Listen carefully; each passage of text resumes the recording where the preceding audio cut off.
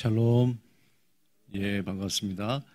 4월 5일 종려주일 우리 공동체 예배 함께 드리도록 하겠습니다.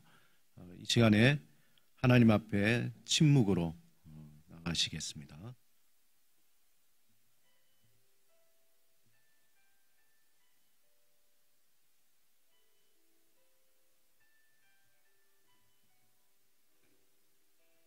이 시간에 우리 다 같이 일어나셔서 만복의 근원 하나님께 올려드리겠습니다.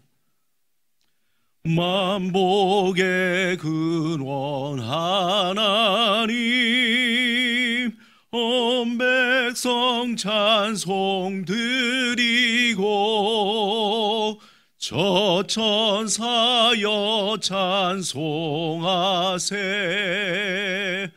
찬송 성부 성자 성령. 아멘. 이 시간 사도신경으로 우리의 신앙을 고백드립니다. 나는 전능하신 아버지 하나님 천지의 창조주를 믿습니다. 나는 그의 유일하신 아들 우리 주 예수 그리스도를 믿습니다.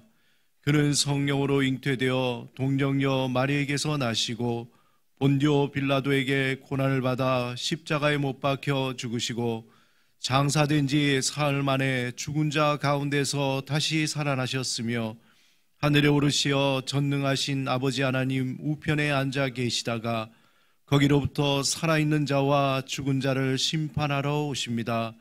나는 성령을 믿으며 거룩한 공교회와 성도의 교제와 죄를 용서받는 것과 몸의 부활과 영생을 믿습니다.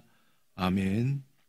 이 시간 한 주간 하나님께서 우리에게 주신 은혜에 감사하며 우리의 죄를 하나님께 침묵으로 고백드립니다.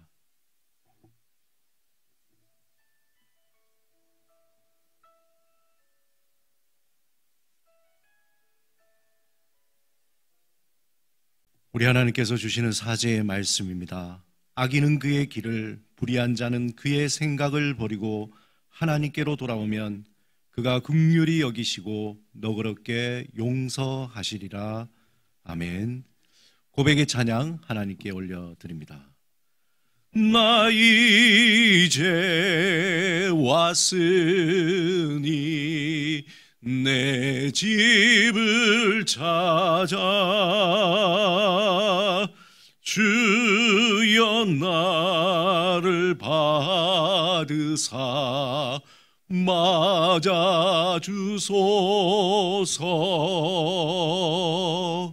나 이제 왔으니 내 집을 찾아 주여 나를 받으사 맞아주소서. 우리 교회 공동체 기도로 다 같이 기도드리겠습니다. 우리의 구원자 되시며 왕 되신 하나님, 이 시간 우리의 예배를 받으시고 아버지께 구하는 우리의 간절한 기도를 들어주소서. 하나님, 우리를 어둠의 권세에서 자유케 하시고 영원한 생명으로 구원해 주신 은혜와 사랑으로 날마다 담대하게 살게 하소서.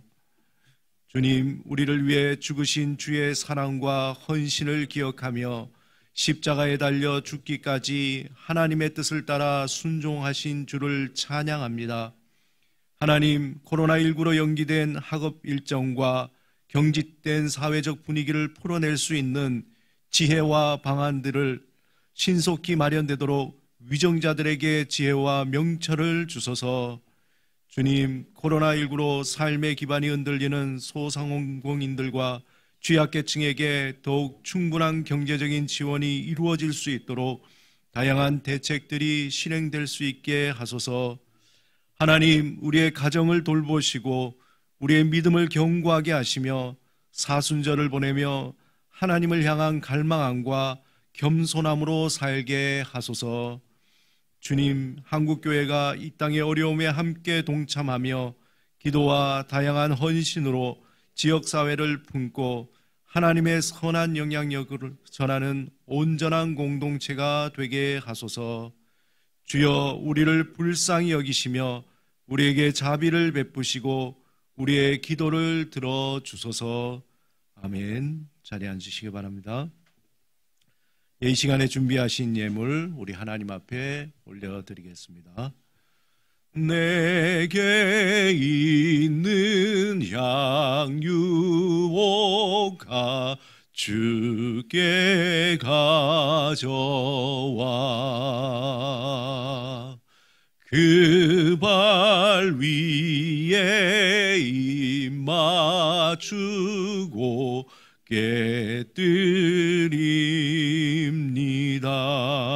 깨뜨립니다. 나를 위해 험한 산길 오르신 그 발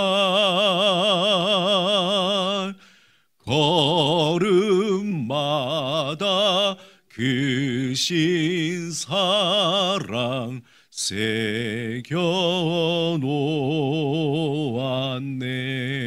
새겨놓았네. 기도드리겠습니다. 사랑과 은혜가 풍성하신 하나님 아버지, 주님의 그 은혜에 감사하며 우리를 사랑하시되 끝까지 사랑하시며 또한 우리를 보호하시되 주의 날개 아래 품어 보호하시는 주님의 그 은혜에 감사하여 우리의 마음과 뜻과 정성을 다해 이 예물과 우리의 삶을 드리오니 주님 받아 주시옵소서. 주님께서 주신 것이 우리에게 모든 것임을 알고 주께 감사하되 지극히 작은 것에도 감사하며 어렵고 힘든 가운데도 온전히 주님을 신뢰하며 나가는 믿음을 갖게 하시며 또한 주께서 주시는 그 길을 따라 온전히 살아갈 수 있도록 주님 우리의 삶을 이끌어 주시옵소서. 주님, 주께서 우리에게 베푸신 은혜, 그 은혜를 더욱더 사모하게 하시며 특별히 고난주간을 맞이하여 하나님 앞에 더욱더 겸손한 마음으로 우리를 향해서 주신 그 은혜를 기억하며 살아가게 하옵소서. 감사하고 예수 그리스도 이름으로 기도드립니다. 아멘.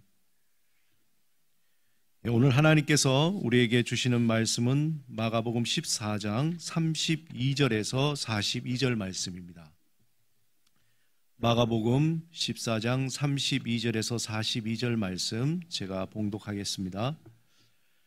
그들이 겟세마네라 하는 곳에 이르매 예수께서 제자들에게 이르시되 내가 기도할 동안에 너희는 여기 앉아 있으라 하시고 베드로와 야고보와 요한을 데리고 가실새 심히 놀라시며 슬퍼하사 말씀하시되 내 마음이 심히 고민하여 죽게 되었으니 너희는 여기 머물러 깨어 있으라 하시고 조금 나아가사 땅에 엎드려 될 수 있는 대로 이때가 자기에게서 지나가기를 구하여 이르시되 아빠 아버지여 아버지께는 모든 것이 가능하오니 이 잔을 내게서 옮기시옵소서. 그러나 나의 원대로 마시옵고 아버지의 원대로 하옵소서 하시고 돌아오사 제자들이 자는 것을 보시고 베드로에게 말씀하시되 시몬아 자느냐 내가 한시도 깨어 있을 수 없더냐 시험에 들지 않게 깨어 있어 기도하라 마음에는 원이로되 육신이 약하도다 하시고 다시 나가 동일한 말씀으로 기도하시고 다시 오사 보신즉 그들이 자니 이는 그들의 눈이 심히 피곤함이라. 그들이 예수께 무엇으로 대답할 줄을 알지 못하더라. 세 번째 오사 그들에게 이르시되 이제는 자고 쉬라. 그만 되었다. 때가 왔도다. 보라 인자가 죄인의 손에 팔리느니라. 일어나라 함께 가자. 보라 나를 파는 자가 가까이 왔느니라. 아멘. 이 시간에 우리 서로 함께 다시 한번 인사 나누겠습니다. 샬롬, 샬롬 반갑습니다. 이번 주에는 음성이 아닌 영상으로 여러분들 함께 하고 있습니다. 어떻게 소리가 잘 나오나요? 네. 여러분 한 주간 동안 어떻게 잘 지내셨습니까? 벌써 우리가 인터넷으로 예배 드린 지가 한 달이 다 돼가는 것 같아요. 아쉽고 또 어려운 가운데 있지만 인내하시면서 믿음의 삶을 살아가기를 원합니다. 다시 한번 여러분 주님의 이름으로 축복합니다. 하나님의 긍휼하심과 풍성한 은혜가 여러분의 가정과 자녀들과 삶 가운데 충만하시기를 축원드립니다. 오늘은 종료주일입니다. 이 시간에 또 내일부터 예수님이 십자가에 못 박히신 성금요일까지 고난주간으로 지키게 되는데요. 특별히 코로나19로 인해서 모든 이들이 고통 중에 정말 어려운 시간을 보내고 있습니다. 우리의 고난에 동참하시고 위로하시는 주의 은혜를 더욱 깊이 묵상하면서 하나님이 우리에게 내려주신 그 은혜를 또 그 위로를 경험하는 한 주간이 되기를 바랍니다. 현재 국가적으로 또 고강도 사회적 거리 두기를 실행하고 있습니다. 이에 대해서 참 많은 분들이 이야기가 많더라고요. 왜냐하면 확진자 숫자가 며칠째 100명 이하로 이렇게 떨어져서 그것은 참 좋은 소식인데 또 다른 전문가들의 이야기를 들어보니까 오히려 지금이 더 중요하다고 합니다. 왜냐하면은 우리가 알다시피 초창기에 그 신천지 성도라기보다는 신천지의 확진자 숫자가 갑자기 확 늘었다가 이제 그것이 줄어들고 그것이 약간 착시 효과로 괜찮은 것 같은데 그 숫자만 빼면은 꾸준하게 확진자 숫자가 늘어나고 있다고 합니다. 그래서 실제로 서울, 경기를 중심으로 지역사회 감염이 꾸준히 증가하고 있어서 매우 경계해야 한다고 합니다. 잘못하면은 이것을 잘 이겨내지 못하면은 우리도 유럽처럼 폭발적인 증가로 돌아설 수 있다는 것이 전문가들의 의견입니다. 우리가 함께 모여서 예배 드리지 못하는 것은 참 아쉽지만 지금 상황은 전문가들의 의견을 잘 들어야 할 때라고 제 개인적으로 생각을 합니다. 해서 원래 다음 주 부요할 주일은 함께 우리가 예배 드리는 것으로 이야기했지만 2주 더 우리가 인터넷 실시간 예배로 드리는 걸로 하도록 하겠습니다. 이 점 여러분들 널리 이해해 주시고 저희가 또 사용하는 이 건물이 이게 총회 건물이기 때문에 굉장히 조심스러워요. 그래서 물론 우리 교회 성도들은 인원이 많지 않기 때문에 확실하게 사회적 거리 두기로 그렇게 예배를 드릴 수 있는데 문제가 없다고 하지만 그래도 4월 12일 부활주일 또 그 다음 주일 19일 주일까지 인터넷 실시간 예배로 예배 드리고 4월 마지막 주일인 26일에 우리 모두 함께 모여서 예배 드리는 것으로 하도록 하겠습니다. 대신에 이번 고난주간에는 특별히 매일마다 제가 말씀 묵상을 영상으로 유튜브 채널에 올리려고 합니다. 그리고 금요일 오후 8시에 성금요일 예배는 실시간 예배로 드리도록 하겠습니다. 여러분들 제가 또 공지를 할 테니까요. 많은 참여 바랍니다. 한 가지 더 이제 4월 달이 돼서 그동안 쉬었던 수요 성경 공부 모임 그리고 또 경청 모임도 마찬가지로 인터넷으로 녹화 영상을 올리고 또 인터넷 실시간으로 모이도록 하겠습니다. 여러 가지 어려운 상황이지만 우리 신앙의 발걸음은 멈추지 않고 꾸준하게 걸어가야 된다고 생각이 듭니다. 또 있다 보니까 여러분들이 우리 교회도 유튜브 여러 가지 컨텐츠들을 좀 많이 만들면 좋겠다 이런 말씀들을 하세요. 그래서 조금씩 다양한 영상 컨텐츠를 기획하고 제작해서 여러분의 신앙 성장과 성숙을 위해서 도움을 드리도록 하겠습니다. 자, 그러면은 우리 샬롬의 언어 한번 연습하겠습니다. 가슴에 손을 얹고 시작. 나는 하나님의 사랑받는 자다. 나는 하나님의 사랑받는 자다. 나는 하나님의 사랑받는 자다. 그래, 그럴 수도 있지. 그래, 그럴 수도 있지. 그래, 그럴 수도 있지. 이제 현재를 살자. 이제 현재를 살자. 이제 현재를 살자. 우리가 예수를 믿고 살 때에 하나님의 침묵을 경험할 때가 있습니다. 이 기간을 영성가들은 사막의 기간이라고 표현하기도 합니다. 마치 사막에서 홀로 남겨진 것과 같이 하나님의 아무런 음성도 들리지 않고 어떠한 표현도 보이지 않을 때가 있습니다. 하나님이 나에게 관심도 없고 나를 버려두시고 저 멀리 계신 것 같은 그런 느낌을 받을 때가 있습니다. 반면에 우리가 하나님에 대해 관심도 없고 하나님의 음성을 들으려 하지도 않을 때에 하나님은 우리를 책망하기보다 또 침묵하실 때가 있습니다. 주일 예배를 지키는 것도 무의미하고 때로는 큰 짐처럼 느껴질 때가 있습니다. 또 그리스도인으로 산다는 것이 어떤 속박처럼 느껴져서 하나님이 없는 것처럼 살아갈 때에 하나님은 우리가 우리의 마음을 돌이켜 회개하고 하나님을 향해 마음을 열고 하나님의 음성을 듣고자 할 때까지 침묵하고 기다리십니다. 한편 우리가 하나님을 외면하고 세상의 소리에 이끌려 정신없이 살아갈 때에 하나님은 끊임없이 우리를 향해 말씀하지만 우리의 영적인 귀가 막혀서 하나님의 그 음성을 듣지 못할 때가 있습니다. 오히려 하나님의 말씀이 너무나 시시해 보이고 세상의 지식과 철학과 사상이 아주 더 세련돼 보일 때가 있어요. 그리고 더 가치 있어 보이고 더 중요한 것처럼 보일 때가 있습니다. 하나님과 마주하는 시간이 점점 줄어들고 하나님의 말씀이 그저 그런 소리로 귀에 맴돌면서 나의 현실적인 문제에는 전혀 도움이 되지 않는 그런 것 같이 보일 때가 있습니다. 그러니 하나님을 향한 기도는 어떻겠습니까?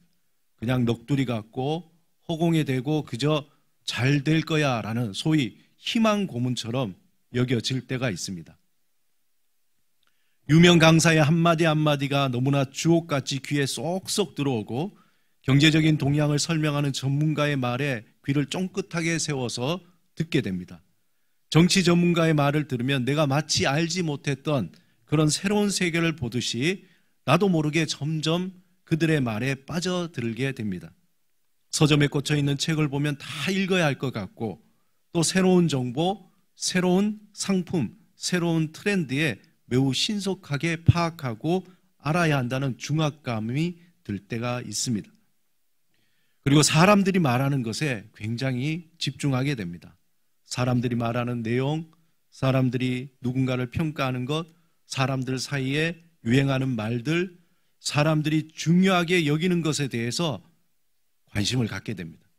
그러는 사이에 나도 모르게 나라는 진정한 존재는 자꾸 사라지고 다른 사람의 소리에 평가되는 나의 모습을 자꾸 보게 됩니다. 다른 사람이 나를 어떻게 생각할까? 다른 사람은 나의 이 사정을 알까? 등등 나는 어떻게 다른 사람에게 비춰질까? 이런 다른 사람이 나를 평가하는 그 모습, 거기에 더 우리는 관심을 가지게 됩니다. 그래서 우리 스스로 이렇게 얘기하고 마치 사람들이 나에게 이렇게 얘기하는 것 같아요. 아, 이런 것도 몰라? 이 정도 알고는 있어야지. 이런 신상은 가지고 있어야 되지. 이런 것은 꼭 가봐야지. 이런 것은 한 번쯤 해봐야 되는 거 아니야? 이 정도는 돼야 좀 알아주지 않겠어? 아니면은 이 나이에 이 정도 없어서 되겠어? 그래서 우리 마음엔 점점 이 정도 이런 말에 결핍의 웅덩이가 자꾸 패어져 깊어지고 그 속에서 빠져나올 수 없어서 허우적거릴 때가 있습니다. 물론 전문가들의 말이나 세상이 돌아가는 이야기, 시대적인 트렌드 등이 아무런 소용이 없다는 것이 아닙니다.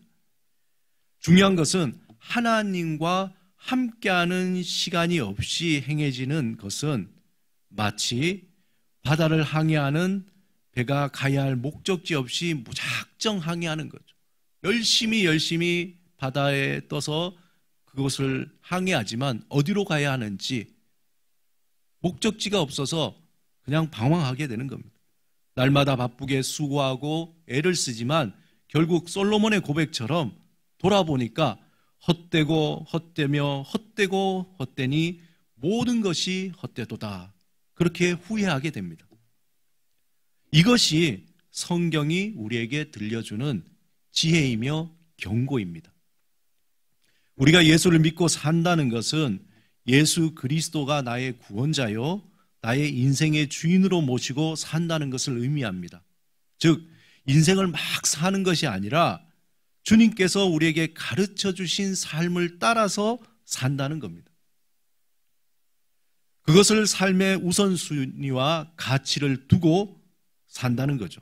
우리가 마음에 품는 것, 또한 우리가 생각하는 것, 우리가 행하는 것, 우리가 살아가는 이유와 목적 등 모든 것의 중심에 예수 그리스도가 계신다는 겁니다. 곧 예수님이 우리에게 말씀하신 뜻을 따라 사는 삶, 그것이 신앙생활입니다. 내 마음과 뜻과 정성을 다해서 하나님을 사랑하고 내 이웃을 내 몸과 같이 사랑하는 삶을 살겠다고 결단하고 그것을 위해서 애쓰고 힘쓰는 그러한 삶입니다. 왜냐하면 하나님이 예수 그리스도 안에서 우리에게 새로운 삶을 보여주셨기 때문에 그렇습니다. 예수님을 삶의 중심에 모시고 사는 삶이 정말 진실로 살아있는 삶, 영생을 누리며 사는 삶, 이 세상의 시간에서 구원을 받고 하나님의 시간 속에서 자유함을 누리는 삶이라는 것을 알기 때문에 그렇게 살고자 하는 것입니다. 그런데 우리의 고민은 우리가 하나님의 음성을 더 들으려고 할 때, 우리가 믿음의 삶을 더 열심히 살려고 할 때, 어떻게 하든지 하나님의 뜻대로 살려고 할 때에 찾아오는 하나님의 침묵이 우리를 힘들게 합니다. 내 삶에 고난이 찾아와서 믿음으로 하나님을 더욱더 의지하고 더욱 하나님으로부터 바른 길을 알려달라고, 정말 참된 길, 하나님의 뜻이 어딘지 알려달라고 간절히 부르짖을 때에 하나님이 그래, 이곳으로 또 이렇게 말씀해 주시면 얼마나 좋습니까? 오히려 우리가 하나님께 그렇게 부르짖을 때에 하나님으로부터 오는 것은 아무런 대답이 없어요. 하나님으로부터 오는 것은 오직 침묵입니다.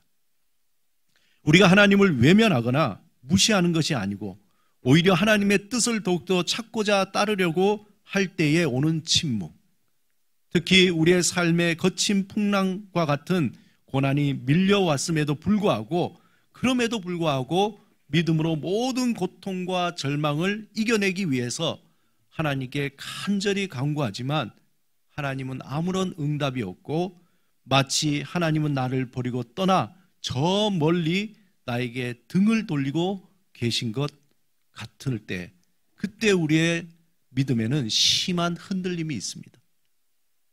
시편 22편 1절에 이런 하나님의 부재, 하나님의 침묵을 느낀 시인은 이렇게 부르짖습니다.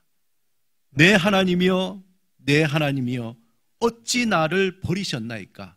어찌 나를 멀리하여 돕지 아니하시오며 내 신음소리를 듣지 아니하시나이까?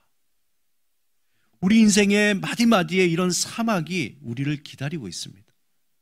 때로는 사막의 기간이 짧을 때도 있지만 때로는 우리의 인내가 바닥이 날 때까지, 정말 바닥이 날 때까지 끝나지 않을 때도 있습니다.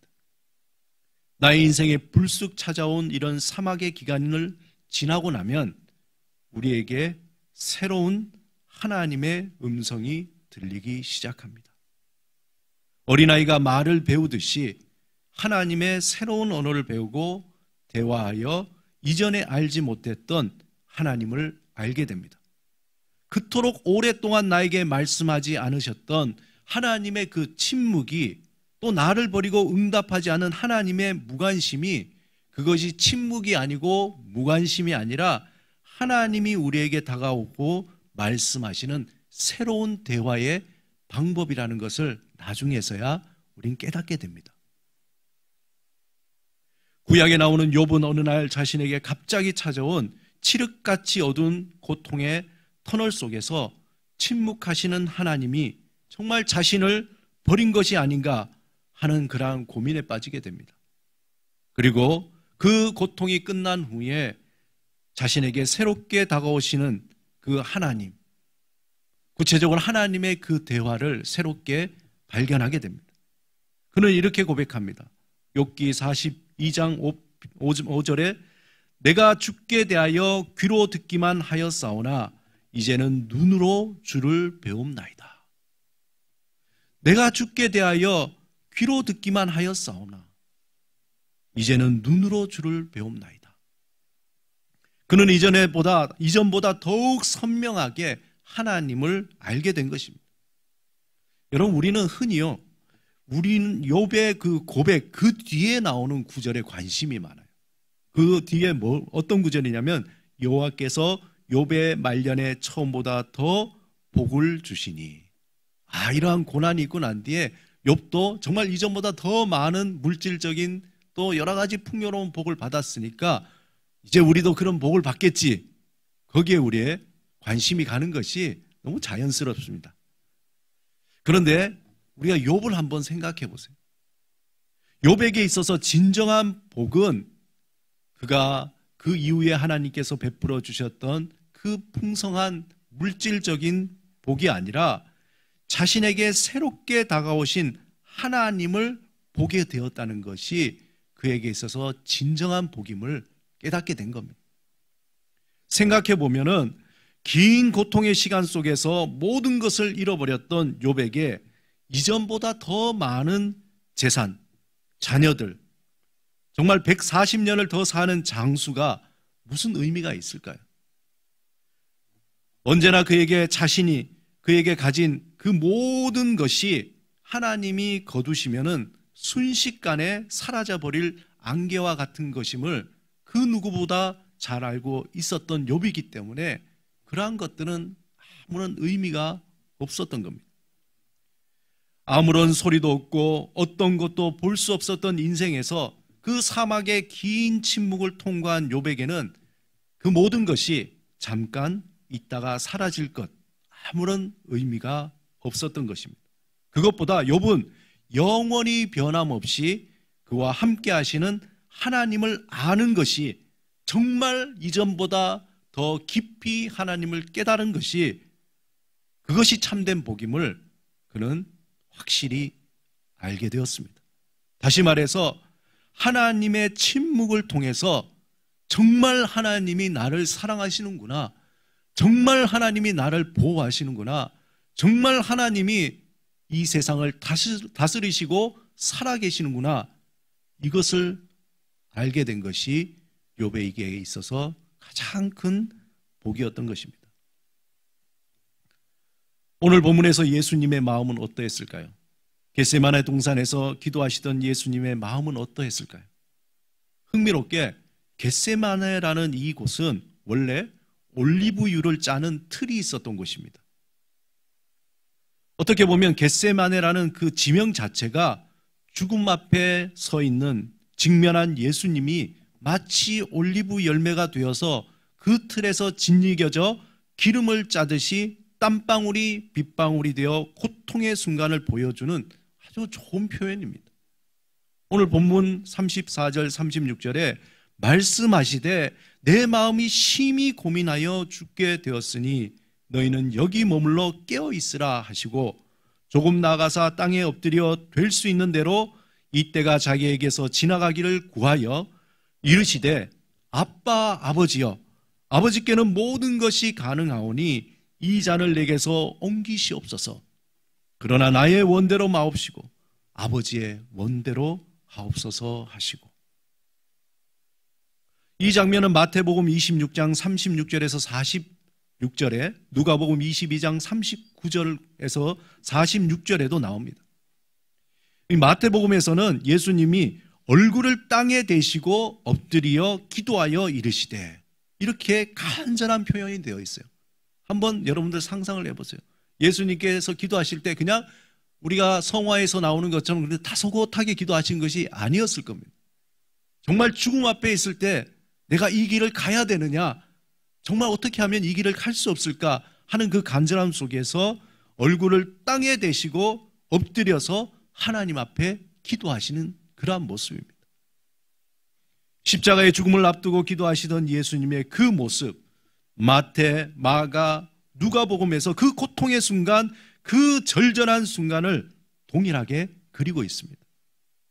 특별히 누가복음에서는 예수님이 기도하시는 모습을 한 번만 표현했지만 마태복음과 마가복음에서는 예수님이 3번씩이나 하나님 앞에 나가 기도하였다고 기록하고 있습니다. 본문 41절에 보면은 3번째 오사 그들에게 이르시되 이제는 자고 쉬라. 그만 되었다. 때가 왔도다. 보라 인자가 죄인의 손에 팔리느니라. 마태복음 26장 44절에 또 그들을 두시고 나가 3번째 같은 말씀으로 기도하신 후에 이렇게 기록되어 있습니다. 바로 마태, 마가, 누가복음 모두 이 장면 앞에 참 흥미로운 것은 예수님이 기도하시는 장면 바로 앞에 대비적으로 베드로가 3번 부인하는 장면이 있습니다. 베드로가 예수님을 3번 부인했다는 것은 예수님을 확실히 부인했다는 것을 말해주고 있습니다. 어떠한 여지도 없이 그 순간은 정말 철저하게 확실히 배신했다는 것을 성경은 말해줍니다. 반면에 예수님이 겟세마네 동산에서 하나님 앞에 3번 기도했다는 것은 정말 간절히 땀방울이 핏방울이 되도록 기도하듯이 자신의 모든 것을 다 쏟아 부어 기도하셨다는 것입니다. 왜 그렇게 기도하셨을까요? 이 장면은 십자가의 죽음 앞에 너무도 인간적인 예수님의 모습을 보여주고 있습니다. 베드로가 예수님을 3번이나 부인하는 모습에서도 우리는 그가 너무도 연약한 나약한 인간의 모습을 볼 수 있듯이 겟세마네 동산에서 예수님이 하나님께 3번이나 할 수만 있다면 십자가의 죽음을 피하게 해달라고 기도하는 모습에서 예수님의 너무도 인간적인 모습을 우리는 볼 수 있습니다. 이것은 마치 우리가 고난 가운데 세상의 절절한 어려움 속에 있을 때의 우리의 모습이 아닐까요? 어떤 사람도 고통 가운데 농담처럼 가볍게 하나님 앞에 나아가는 사람은 없습니다. 마치 모든 것을 다 알고 통달한 것처럼 이렇게 여유롭게 얘기하는 것이죠. 이 또한 다 지나가리라. 실제로요, 고통 속에 있을 때 이런 대답이 나오지가 않아요. 나올 수가 없습니다. 만약에 그런 여유가 있다면 그것은 진정한 고난과 고통이 아니라 아직까지 여유가 있는 거예요. 어떻게 보면 기만이고 위선입니다. 정말 막다른 골목에서 더는 답이 없고 더 이상 피할 수도 없는 상황에서 나오는 간절한 기도는 마치 동물적인 기도가 될 겁니다. 표현은 안 하지만 정말 울부짖는, 하나님 이거 어떻게 해야 되냐고 울부짖는 그런 기도가 될 것입니다. 그 표현이 소리를 지르든지 아니면 깊은 침묵을 하든지 상관없이 그 기도는 찢어지는 고통과 타들어가는 마음의 기도입니다. 예수님이 하나님 앞에서 올리브 틀에 쥐어짜여지는 그 올리브처럼 그 마음이 찢어지고 타들어가는 기도를 드렸다는 것이 예수님이 하나님 앞에 3번이라는 표현을 썼다는 거예요. 3번씩 하나님 앞에 나가서 기도했다는 것은 그만큼 예수님의 그 마음이 타들어가는 겁니다. 이 장면을 앤드류 로이드 웨버 뮤지컬 지저스 크라이스트 슈퍼스타 중에서 겟세마네라는 노래가 있습니다. 거기에 참 그 표현이 아주 절절한데 다 소개해드릴 수는 없고 이 노래 가사의 첫 부분에 보면은 이렇게 되어 있습니다. 나 오직 한 가지 물어봅니다. 이 순간 나에게 주신 이 독잔을 걷어줘요. 다가오는 죽음이 난 너무나 두려워요. 흔들리는 마음, 지쳐버린 몸, 무엇을 위해 싸워왔나? 누굴 위해 죽는 건가? 이 고통이 나에게 무슨 의미가 되나요? 정말 이것이 절절한 마음이죠. 예수님은 이렇게 너무나도 인간적인 기도를 3번이나 하신 후에 자신만이 가야 할 길을 선택했습니다. 결국 자신을 십자가에 내어주도록 자기의 뜻이 아닌 하나님의 뜻을 선택했습니다. 십자가를 피하고 싶은 것은 자기의 뜻이었지만 그 뜻을 죽이고 하나님의 뜻을 따르기로 선택한 것입니다. 사랑하는 여러분, 예수님은 공생애를 시작하시면서 광야 40일 금식하고 사단에게 3번 유혹의 음성을 듣습니다. 돌을 떡으로 만들어라. 높은 성에서 뛰어내리라. 나에게 절하고 경배하라. 하지만 예수님은 그 유혹의 음성을 거부했습니다. 예수님이 세례 요한에게 세례를 받을 때에 하늘에서 이는 내 사랑하는 아들이요 내 기뻐하는 자라. 그 음성을 들을 때 어떻게 보면은 예수님은 저 골고다 언덕의 십자가를 보셨을 것입니다. 예수님이 병자를 고치시고 귀신을 쫓아내시며 보리떡 5개와 고기 2마리로 5,000명을 먹이실 때에 사람들이 예수님을 향해서 환호하고 열광했습니다. 그때 예수님은 그들이 자신을 조롱하고 외면하고 철저히 버릴 것을 보셨습니다. 예수님이 예루살렘에 입성할 때에 자신을 향해 하늘을 찌르듯이 호산나 외치며 환영했던 그 무리를 보면서 며칠 뒤 그들이 예수님을 향해서 저를 십자가에 못 박아라, 십자가에 못 박아라, 악을 쓰며 외치는 그들의 모습을 보셨을 겁니다. 겟세마네 동산에서 3년 동안 동고동락했던 제자들마저 그들이 따랐던 선생이요 구원자이시며 하나님의 아들이신 예수님이 죽을 것 같은 고민, 그 고통을 당함에도 불구하고 그들은 그 예수님을 외면하고 피곤하여 깊은 잠에 빠졌습니다. 그 시간 그 누구도 그 어떤 것도 예수님을 대신하여 십자가의 죽음을 피할 수 없었습니다. 그 처절한 고통의 순간에 예수님은 자신의 뜻이 아닌 하나님의 뜻을 선택했습니다. 여러분, 그렇다고 그 선택은 예수님이 하나님의 아들이시기 때문에, 예수님은 모든 것을 할 수 있는 능력이기 때문에, 예수님이 뛰어난 지혜와 능력과 이제 곧 3일 뒤에 부활할 것을 알기 때문에 쉽게 선택한 것이 아니라는 것을 여러분 분명히 아셔야 됩니다. 예수님이 자신의 뜻을 죽이고 하나님의 뜻을 선택할 수 있었던 것은 충동적인 것이 아니었습니다. 그냥 어떤 정의감이나 뭔가 영웅심에 의해서 선택한 것이 아니었습니다. 예수님께서 하나님의 뜻을 선택할 수 있었던 것은 항상 예수님이 하나님의 음성을 들었기 때문에 그렇습니다. 항상 삶의 정점에서 예수님은 사람들의 기대와 그 예상과는 전혀 다른 선택을 하실 때가 많았습니다. 그것은 너무도 인간적이지 않는 그러한 선택이었습니다. 그런데 그 선택은 그동안 예수님이 어떠한 길을 걸어왔는지, 그동안 어떠한 것을 추구했고 어떤 소리에 귀를 기울였는지 보여주는 결과였던 것입니다.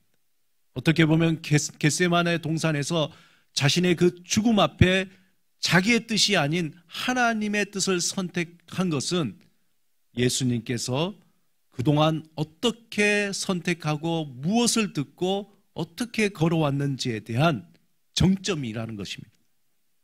오늘 본문 36절에 이렇게 표현합니다.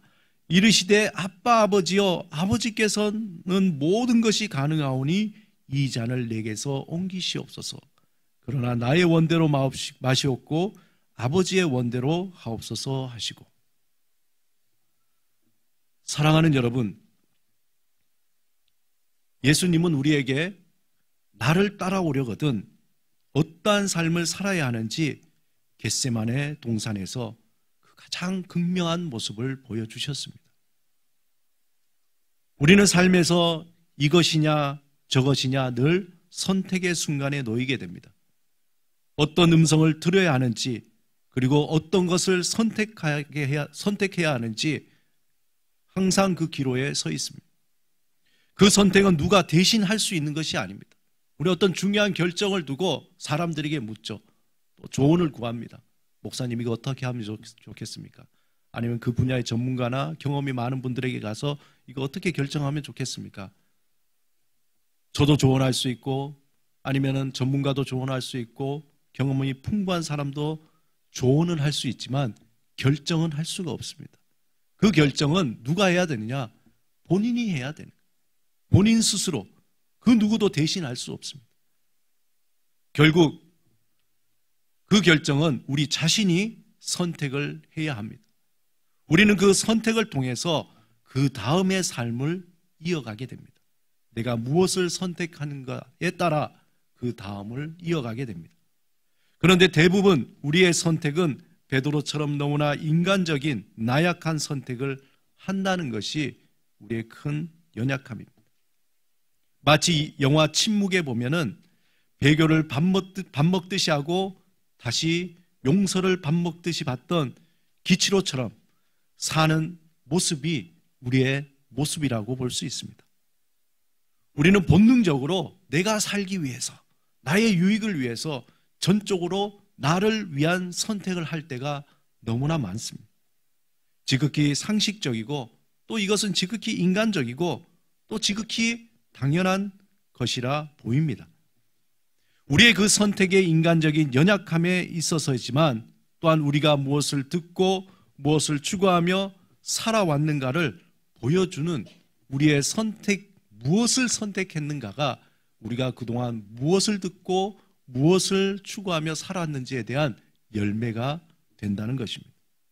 무엇을 보느냐, 무엇을 듣느냐에 따라 우리는 무엇을 선택하느냐 결정하게 됩니다. 그리고 그 결정이 맺어주는 열매를 먹고 살게 됩니다. 사랑하는 여러분, 겟세마네 동산에 기도하시는 그 예수님의 모습은 어떻게 보면 치열한 삶을 살아갈 때에 선택의 갈등에 서 있는 우리들의 모습과 같습니다. 그 선택이 죽음처럼 보이지만 결국 부활이요 영광으로 열매 맺습니다. 하지만 그 선택이 겉보기에는 너무나 좋아 보이지만 결국 영원한 죽음이요 허무한 껍데기만 남는 열매 없는 결과를 맞이할 때도 있습니다. 하나님의 뜻을 선택하는 것은 그동안 내가 어떤 소리를 들어왔는가에 대한 열매라는 것. 이것은 이 땅에서 믿음의 삶을 살아가는 우리에게 주어진 하나의 숙제입니다. 예수님은 그 길을 오라고 우리에게 얘기하십니다. 그리고 예수님이 그의 선택을 위해서 하나님의 음성을 깊이 들으라고 우리에게 말씀하십니다. 예수님은 그 선택이 우리가 무엇을 듣고 있는가 따르는 자연스러운 열매라고 우리에게 말씀합니다. 사랑하는 여러분, 지금 여러분의 삶에는 무엇이 들려지고 있습니까? 여러분은 무엇을 듣기 위해서 시간과 물질과 열정을 헌신하고 있습니까? 지금 여러분은 무엇을 듣기를 원하고 계십니까? 오늘은 종려주일입니다. 예수님이 당나귀를 타고 예루살렘 성에 입성할 때에 자신을 향해 호산나 다윗의 아들이여 우리를 구원하소서라고 환호하며 외치는 수많은 군중의 외침이 있었습니다. 하지만 예수님은 그들의 소리에 귀를 기울이지 않으셨습니다. 그들의 그 열광에 마음이 들뜨지 않았습니다. 왜냐하면 이제 곧 그들의 환호와 그 함성은 예수님을 십자가에 못 박으라고 목이 터지라고 외치는 저주의 소리로 변할 것을 아시고 분별하시기 때문에 그렇습니다. 오직 예수님은 세상의 소리에 귀를 기울이지 않고 하나님이 들려주시는 그 음성을 따라서 자신에게 주어진 십자가로 향해 그 사명을 다하기 위해 묵묵히 걸어가셨습니다. 지금 모든 사람들이 코로나19로 고난의 시간을 보내고 있습니다. 모든 것이 적막하게 멈춰 있는 것 같습니다. 이 기나긴 이 싸움이 언제 끝날지 아무도 장담할 수 없습니다.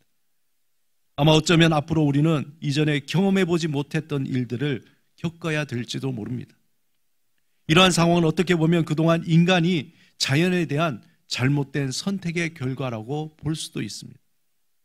진실로 생명의 선택, 부활을 낳게 하는 선택, 그것을 위해서 이제 세상의 소리에 귀를 기울이는 것이 아닌 하나님께서 우리에게 들려주시는 생명의 소리에 더 귀를 기울여야 합니다.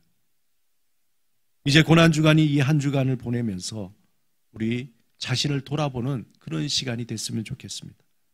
내가 지금까지 들어온 소리가 무엇이었는지, 내가 또 들어야 할 소리가 무엇이고 듣지 말아야 할 소리가 무엇인지 분별하는 시간이 되기를 바랍니다. 순간마다 우리의 귀로 듣고 눈으로 들으며 마음으로 듣는 들음의 그 헌신, 삶에서 무엇을 지향하며 무엇을 듣기 위해 헌신해야 하는지 묵상하는 그러한 한 주간이 되시기를 주님의 이름으로 축원드립니다. 이 시간에 잠시 말씀을 생각하시면서 묵상하도록 하겠습니다.